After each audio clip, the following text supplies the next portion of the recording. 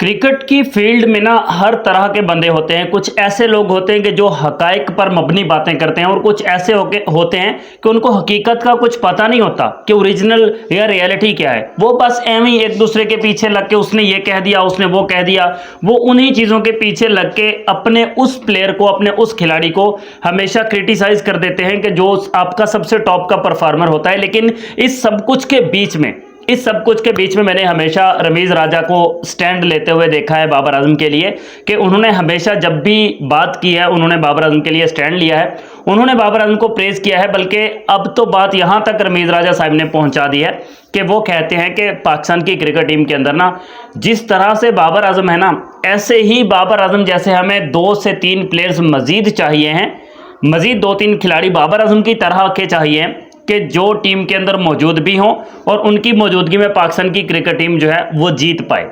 उन्होंने ये लॉजिक और ये बात उन्होंने किस वजह से की है उसी पर हम लोग डिटेल के साथ बात करेंगे।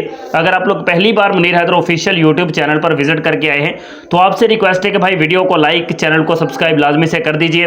कमेंट सेक्शन में आपके कमेंट्स जो हैं वो आते ही रहते हैं और मैं टाइम टू टाइम कोशिश करता हूँ कि उनके जो रिप्लाइज हैं वो आपको देता रहूँगा मैं, और ऑलवेज कोशिश करता हूँ कि आपको रिप्लाइज जो है वो देता ही रहता हूँ। तो रमीज़ राजा साहब ने 2-4 दिन पहले उनका एक स्टेटमेंट मेरी नज़र से गुजरा था। उस स्टेटमेंट में रमीज़ राजा साहब ने कहा कि Babar Azam is pure class, his cover drives should be preserved in a museum के अंदर उनके इन कवर ड्राइव्स को रखना चाहिए, वहां पर उनको दिखाना चाहिए। A generational talent who makes batting look effortless, Pakistan is lucky to have king Babar.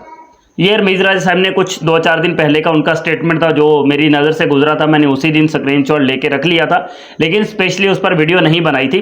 और कल दोबारा से रमीज़ राजा साहब का जो न्यू स्टेटमेंट आया है, उस स्टेटमेंट के बाद मैंने कहा कि भाई अब वीडियो बनाए बिना नहीं रहेंगे, अब वीडियो बनाना मुझ पर फर्ज हो गया है, अब वीडियो बनाना ज़रूरी हो गया है, क्योंकि रमीज़ राजा साहब ने बात ही ऐसी कह दी। जो आज का स्टेटमेंट रमीज़ राजा साहब का था वो स्क्रीन पर अब आप लोग देख सकते हैं, जिसमें उन्होंने बोला है रमीज़ राजा साहब ने कि Pakistan needs 2 or 3 more batsman to play like Babar Azam. His 50s versus New Zealand could have won the series if others scored 2. Without him, we cannot even make 200. Time for management to wake up and fix this. Management के लिए ये मौका है, ये time है कि वो जागे, वेकअप का टाइम है उनके लिए कि वो जागें और इस मामले को फिक्स करें। क्योंकि उन्होंने कहा कि जिस तरह से बाबर आजम ने न्यूजीलैंड के खिलाफ 50 स्कोर की हैं, अगर और कोई बाबर आजम का साथ देता और बाबर आजम की तरह से ही कोई और जिम्मेदारी लेकर खेलने वाले भी टीम के अंदर 2-3 और होते तो पाकिस्तान जरूर न्यूजीलैंड को हरा देता। और ऐसा ही होता है, ऐसा ही होता है। पहले मैच में बाबर आजम ने 78 किए थे, बाबर 249 रन पर जैसे ही आउट हुए पूरी टीम 271 पर लुढ़क गई भाई, कोई संभालने वाला ही नहीं था। और थर्ड मैच में भी यही हाल आपके सामने हुआ है। बाबर 50 करके गए हैं तो बाद में किसी ने नहीं जिम्मेदारी उठाई, किसी ने नहीं कहा कि भाई हम इस टारगेट को चेज करते हैं, सबने कहा कि बस ठीक है भाई, आ रहे हैं जा रहे हैं, आ रहे हैं जा रहे हैं, और यही कहानी चलती है। बाबर आजम एक जिम्मेदार क्रिकेटर हैं, बाबर आजम पाकिस्तान के लिए एक रीढ़ की हड्डी की हैसियत वो रखते हैं टीम के अंदर।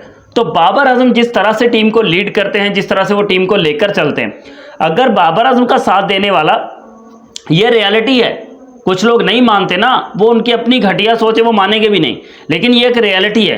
एक एंड से बाबर ने विकेट संभाला होता है, विकेट पर वो ठहर कर खेलता है, पाकिस्तान 2-3-4 विकेट्स लूज कर जाता है। बहुत सारे ऐसे मौके आए कि पाकिस्तान 25 पर 5, 15 पर 3, 20 पर 4, 35 पर 4, 35 पर 6, इस तरह से बहुत सारे क्रिटिकल सिचुएशंस आई जिनमें वहां से बाबर आजम पाकिस्तान को 200 तक लेकर गए।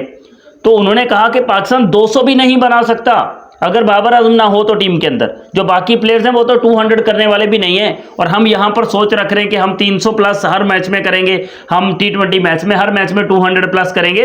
तो ये सोच तभी कारआमद होगी जब आप टीम के अंदर कोई प्रॉब्लम्स जो चल रहे हैं उनको फिक्स करेंगे। तो और प्रॉब्लम्स को फिक्स करने के लिए आपको बाबर आजम जैसे 2-3 और खिलाड़ी टीम के अंदर रखने होंगे, ताकि अगर बाबर नहीं खेले तो वो जरूर खेल के जाएं और पाकिस्तान की टीम को कम से कम एक ऐसे स्टेज पर ले जाएं कि जहां पर पाकिस्तान फाइट करता हुआ दिखाई दे।